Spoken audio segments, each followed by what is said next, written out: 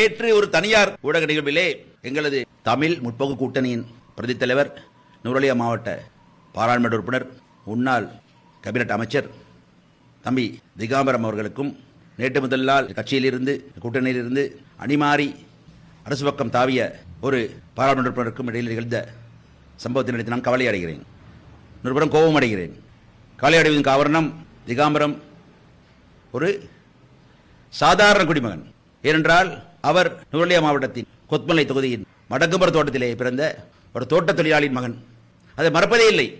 உழைப்பால் முன்னேறி வந்தவரை பார்த்து இப்படியான குற்றச்சாட்டுகள் சொல்லும் பொழுதுதான் அவர் தன்னை மறந்து கோபப்பட்டார். அந்த நபர் கோபப்படுத்தினார், வேண்டுமென கோபப்படுத்தி கைகலப்பில் முடிந்தது. அந்த நபர் அவர் பின்னால் யார் இருக்கிறார்கள்? நாடு உயிர்ப்பிடம் இருக்கிறது, அரசாங்கம் இருக்கிறது. அந்த படத்தில் தான் அவர்கள் அதை செய்திருக்கிறார், தூண்டிவிட்டிருக்கிறார்.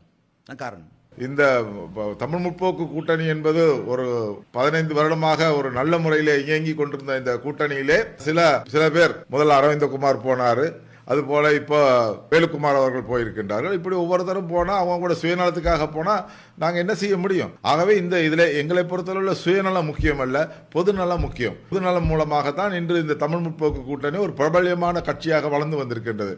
அதை காப்பாற்ற வேண்டிய பொறுப்பு எங்களுக்கு இருக்கின்றது. ஆகவே எங்களுடைய ஒற்றுமையை மீண்டும் குலைப்பதற்கு யாரும் முயற்சி எடுத்தால் அதற்கு நாங்கள் வன்மையாக கண்டிக்கின்றோம்.